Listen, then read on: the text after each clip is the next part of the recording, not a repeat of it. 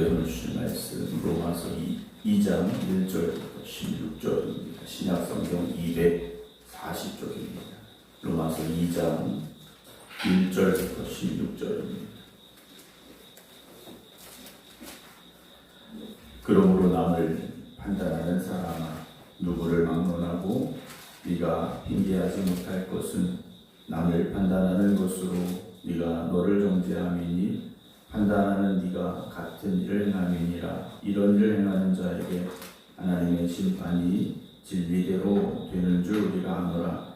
이런 일을 행하는 자를 판단하고도 같은 일을 행하는 사람아, 네가 하나님의 심판을 피할 줄로 생각하느냐? 꼭 네가 하나님의 인자하심이 너를 인도하여 회개하게 하심을 알지 못하여 그의 인자하심과 용납하심과 길이 참으심이 풍성함을 멸시하느냐? 다만 네 고집과 회개하지 아니한 마음을 따라 진노의 날, 곧 하나님의 의로우신 심판이 나타나는 그 날에 임할 진노를 내게 쌓는도다. 하나님께서 각 사람에게 그 행한 대로 도움하시되 참고 선을 행하여 영광과 존귀와 썩지 아니함을 구하는 자에게는 영생으로 하시고, 오직 당을 지어 진리를 따르지 아니하고 불의를 따르는 자에게는 진노와 분노로 하시리라. 악을 행하는 각 사람의 영에는 환난과 공고가 있으리니 먼저는 유대인에게요 그리고 헬라인에게며, 선을 행하는 각 사람에게는 영광과 존귀와 영광이 있으리니 먼저는 유대인에게요 그리고 헬라인에게라. 이는 하나님께서 외모로 사람을 취하지 아니하심이라. 무릇 율법 없이 범죄한 자는 또한 율법 없이 망하고, 무릇 율법이 있고 범죄한 자는 율법으로 말미암아 심판을 받으리라. 하나님 앞에서는 율법을 듣는 자가 의인이 아니요 오직 율법을 행하는 자라야 의롭다 하심을 얻으리니,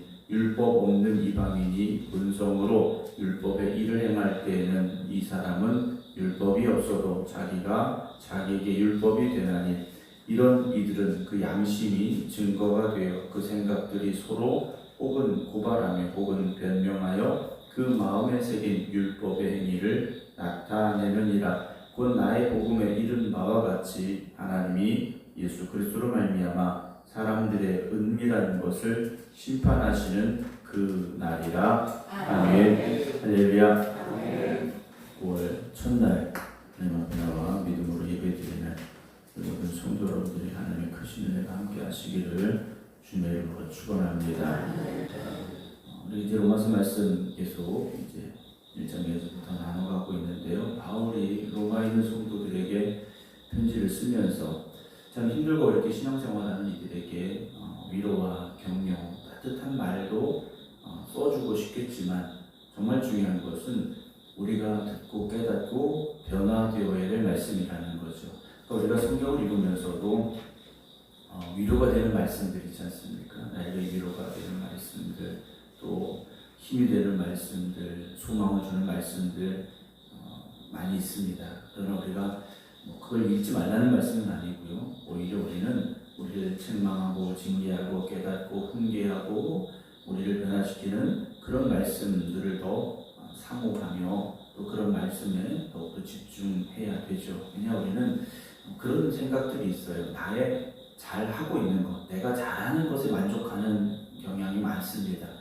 오히려 내가 부족하고 내가 연약한 부분들에 있어서는 좀 무관심해지려고 하는, 또 나는 그만한 능력이 안 돼서 나는 그걸 할 만한 힘이 없어서라는 이유와 핑계를 가지고 좀 등한시하게 될 때가 있습니다. 그러나 여러분 잘하시는 건 꾸준히 잘하시고, 나에게 부족한 것이 있다면 그것을 하나님 나에게 채워주시고, 내가 또 그런 변화와 또 그런 새로움이 있게 해주시옵소서 기도하시고 노력하는 우리 모두가 되기를 주님의 이름으로 축원합니다. 오늘 2장 1절 보게 되면 바울은 어제 이제 1장 마지막에서 우상 숭배하거나 또는 하나님의 뜻을 버리거나 하는 악한 이들에 대한 말씀, 또 그들 향한 심판에 대한 말씀을 기록을 했는데, 오늘 2장 1절에서는 자기 자신을 돌아보라 하는 말씀을 써 내려가고 있습니다. 그러므로 남을 판단하는 사람아, 그래요. 여기서 나오는 판단이라는 것은 옳다, 그르다. 우리는 이제 판단 그러면 이게 옳은 건가 또는 그른 건가, 그름에 대한 이야기를 합니다. 그러나 바울이 여기 말하고 있는 판단이라는 것은요, 기준이 어디에 있느냐? 자기 의라는 겁니다. 자기 의를 가지고 판단하는, 그러니까 내가 기준이 되는 겁니다. 우리가 흔히 말하는 보편적인 어떤 기준이 아니라 내 기준에서 판단을 하는 거예요. 내가 가진 어떤 신앙적인, 또 어떤 내가 가지고 있는 뭐 삶의 체험, 이런 것들을 가지고 다른 사람들을 판단하는 그런 사람인데, 누구를 막론하고 네가 핑계하지 못할 것은 남을 판단하는 것으로 네가 너를 정죄합니다 라고 말하고 있습니다.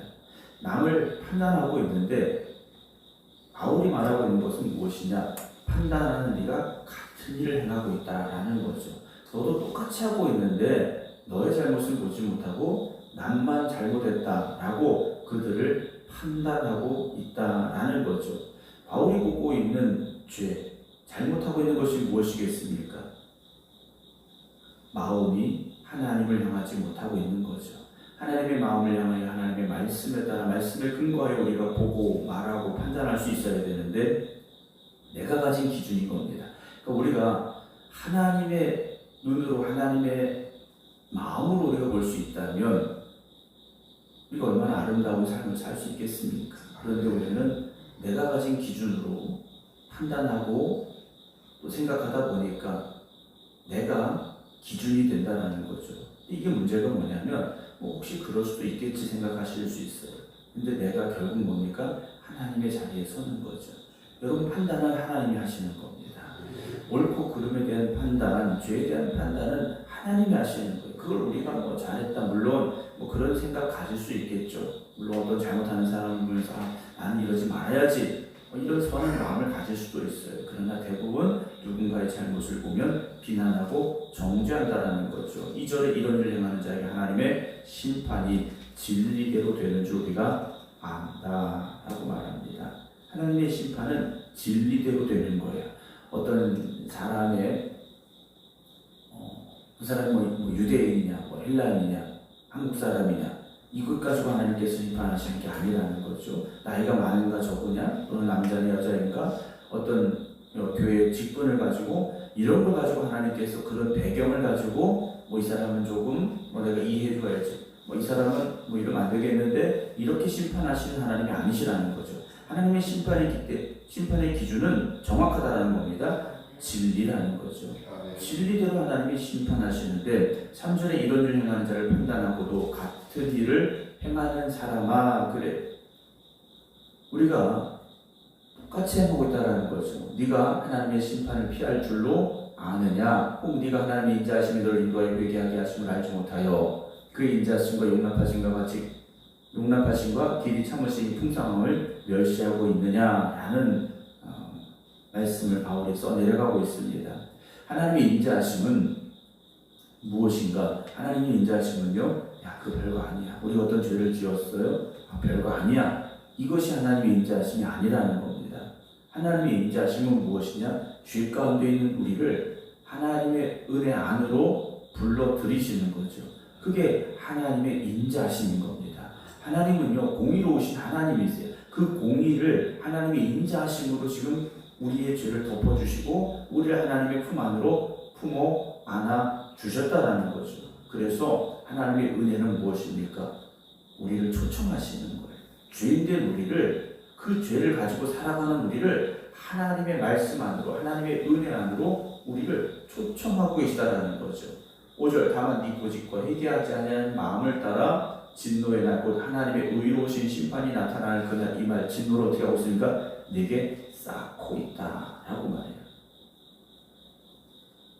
고집, 회개하지 않는 마음이라고 되어 있습니다. 다른 말로 표현은 뭐 완고함, 완악함, 이런 단어로도 우리가 설명을 할 수 있을 텐데, 이런 완악함이 있으니까 어떻게 합니까? 회개하지 않는다라는 거죠.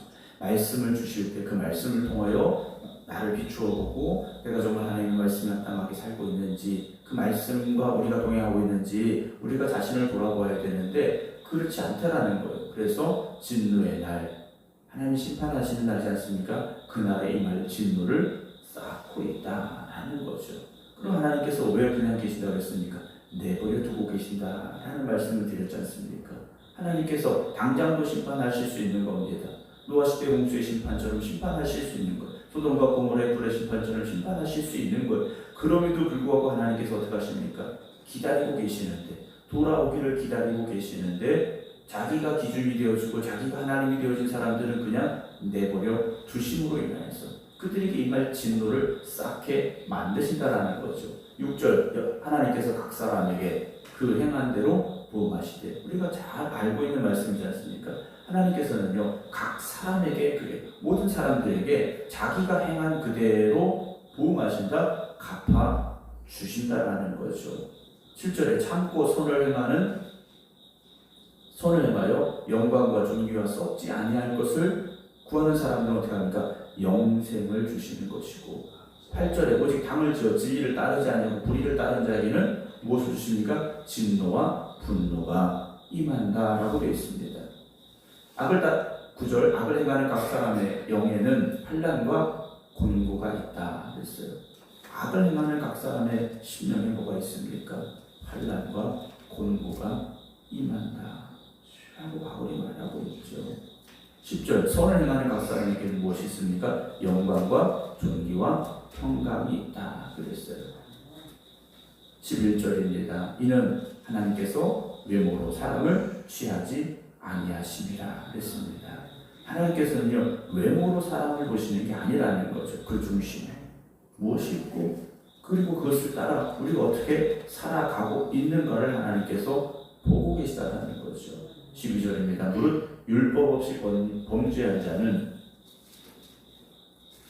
또한 율법 없이 망하고, 율법이 있고 범죄한 자는 율법으로 말미암아 심판을 받는다라고 되어 있지 않습니까? 율법은 듣는 자가 의인이 아니라 어떤 사람입니까? 행하는 사람이 되어져야 됩니다. 그러니까 하나님의 말씀은 듣고 끝나는 것이 아니라 행하는 사람이 되어야 되는데, 13절에 그렇게 되어 있지 않습니까? 하나님 앞에서는 율법을 듣는 자가 의인이 아니 오직 율법을 행하는 자라야 의로운 사람이다 라고 바울은 고백하고 있습니다. 여러분, 우리가 하나님의 율법을 받은 사람들입니다. 율법을 무시하거나 율법이 필요 없다는 것이 아니죠. 우리의 삶에 있어서 어떻게 보면 표지판 것 같다라고 말씀드렸지 않습니까? 신호등 것 같은 거예요. 우리에게 어떤 사인을 주고 계시다라는 거죠. 하나님의 뜻이 어디 있는지 보여주는 것이고, 우리가 어떤 삶을 살아야 되는 것인지 알려주고 계시다라는 거죠. 그럼 어떻게 되는 겁니까? 그렇게 살아야 된다는 거죠. 근데 문제가 있지 않습니까? 율법을 완전하게 완벽하게 지킬 수 있는 사람이 있느냐라는 겁니다. 물론 바리새인들은 진짜 그렇게 지키는 줄 알았어요. 그러나 주님 보시기에 그건 진짜로 지키는 것이 아니었다라는 거죠. 율법으로 우리가 완전해지는 것이 아니라는 겁니다. 14절에 율법 없는 이방인이 원성으로 율법의 일을 행할 때에는 이 사람은 율법이 없어도 자기가 자기에게 율법이 되나니 이런 이들은 그 양심이 증거가 되어 라고 되어 있습니다. 율법 없는 이방인들에게도 하나님께서 심어 두신 게 있어요. 그 마음속에 주신 게 있는데 그것이 무엇이냐면 양심이라는 거죠. 우리의 인간의 어떤 최후의 보루 같은 게 양심인 겁니다. 하나님의 성품을 지켜갈 수 있는 마지막 그 기준선이 양심이라는 거예요. 근데 그 양심이 어떻습니까? 늘 동일한가라는 거죠. 양심이요, 여러분, 늘 동일한 게 아닙니다. 똑같은 양심이 아니라는 거죠. 그 기준이 자기의 어떤 삶의 경험에 따라서, 어떤 삶의 모습에 따라서 변한다라는 거죠. 변한다라는 겁니다. 그래서 여러분, 내가 가진 양심, 어떤 내가 가진 기준에 여러분 오류가 있다라는 것을, 또 그것이 때로는 그 기준이 잘못될 수 있다는 것을 우리가 알아야 됩니다. 그래서 결국 무엇이냐? 하나님의 말씀입니다. 우리에게 주신 이 말씀은 변치 않습니다. 근데 우리의 생각은 자꾸 변하지 않습니까? 우리의 기준도 변하게 돼 있어요. 여러분, 옷장에 보면 다 어제 산 옷이 아니지 않습니까? 10년 전에 입었던 옷도 있을 것이고, 20년 전에 입었던 옷도 가지고 계신 분이 계실 거예요. 가끔 우리가 그런 생각을 해요. 유행은 돌고 도니까 이 옷도 언젠간 입을 때가 있을 거라는 생각을 합니다. 그러나 그때가 되면 비슷한 디자인은 될지 모르지만 옷도 재질이 바뀌고 뭔가 또 달라지고, 그래서 그걸 꺼내 입으면 뭔가 어색한, 그 시대에 맞지 않는 옷이 될 수밖에 없지 않습니까? 여러분, 우리가 10년 전에 받았던 은혜 가지고 지금 그것을 기준으로 삼을 수는 없다라는 거죠. 물론 그 은혜의 감사함이 잘못됐다는 건 아닙니다. 그러나 그때의 기준을 가지고 오늘을 살아간다면 우리 뭔가 잘못될 수 있는 거지 않습니까? 여러분, 공식적인 저울도요 주기적으로 검사를 하게 돼 있습니다. 여러분, 시계도요 아무리 정확한 시계도 시간이 지날수록 늦어지게 돼 있습니다. 빨라지거나 늦어지게 돼 있어요. 여러분, 오늘도 우리가 하나님의 말씀이 기준이 되어지는 삶을 살아가시기 바랍니다. 그래서 16절 보게 곧 나의 복음에 이른 바와 같이 하나님이 예수 그리스도로 말미암아 사람들의 은밀한 것을 심판하시는 그 날이라는 말씀을 써 내려가고 있는데요. 우리의 재판장은 결국 누구시겠습니까? 예수 그리스도께서 심판하십니다. 그때 우리를 보시고 판단하실 것이 무엇이겠습니까? 우리가 어떤 삶을 살아왔는지, 정말 하나님의 자녀로서 세상에 빛이 되는 삶을 살아왔는지 우리를 그 재판대에 세우지 아니하시겠습니까? 오늘도 하나님의 말씀을 붙잡고 그 말씀이 기준이 되어서 살아가는 저와 여러분들이 되기를 원합니다. 어찌 본다면 우리는 매일매일 주님 앞에 서는 그날 마지막 날을 준비하며 살아가는 삶이 되어야 하지 않은가라는 생각을 하게 됩니다.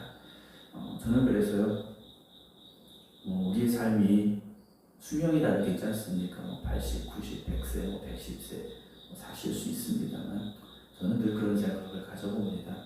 하루살이처럼 오늘 하루가 내 인생의 전부인 것처럼 오늘이 끝나면 하나님 나를 부르실 수 있다는 생각을 가지고 매일매일 내 자신을 돌아보고 점검하며 살아간다면 정말 하나님이 기뻐하시는 삶, 또 하나님의 영광을 높여드리는 그런 삶이 되어지리라 생각을 합니다. 오늘 9월의 첫날입니다. 모든 것은 시작이고 또 끝이 있지 않습니까? 특별히 오늘 하루의 시작, 하나님의 말씀을 잡고 기도하시고 그 말씀에 따라 살아가기를 원합니다. 고백하는 저와 여러분들이 되어지기를 주님의 이름으로 축원합니다. 기도하겠습니다. 우리를 사랑하시어서 오늘이라는 시간을 주시고 또 9월이라는 새로운 달을 주셔서 첫날 새벽 또 하나님 앞에 나와 깨어 기도하게 하시니 감사를 드립니다. 우리가 붙잡고 살아야 될 것은 하나님의 말씀임을 고백합니다. 진리의 말씀을 붙잡고 살아갈 수 있는 저희들 되게 하시고 성령께서 내 안에 역사하여 주시어서 날마다 나를 이끄시고 주장하여 주시옵시사 하나님의 영광을 위해 살아가는 저희들이 되게 하여 주시옵소서. 그러나 때때로 내 생각이 기준이 되어질 때가 있습니다. 내가 그 기준을 가지고 남을 판단하거나 정죄할 때도 있습니다. 그러나 정작 내 자신을 돌아보지 못할 때도 있음을 바울은 경고하고 있습니다. 오늘 우리 자신을 돌아보게 하시고 하나님의 말씀에 나를 비추어 보며 그 말씀을 따라 순종함으로 살아가는 저희들의 삶이 되게 하여 주시옵시사. 주님 오시는 그날에 잘하였도다 착하고 충성된 종이라 칭찬받을 수 있는 우리 모든 성도들 되게 하여 주시옵소서. 9월을 시작하는 저들 주님께 모든 것 맡기며 기도합니다. 인생의 어려움과 문제와 고민과 두려움 다 내려놓게 하시고 하나님이 이끄시고 하나님이 함께 하시는 축복의 길을 향하여 나아갈 수 있는 삶이 되게 하여 주시옵소서. 어려움 당한 이들에게 힘을 더하여 주시옵소서. 질병으로 고통당하는 이들을 치료하여 주시옵소서. 두려움 가운데 있는 이들에게 담대함을 허락하여 주시옵소서. 이제는 우리 주 예수 그리스도의 은혜와 아버지 하나님의 무한하신 사랑하심과 성령님의 감동 감화교통 역사하심이 올해 첫날 새벽 깨어 기도드리는 모든 성도들 위해 이제부터 영원토록 함께 하시기를 간절히 축원하옵나이다. 아멘.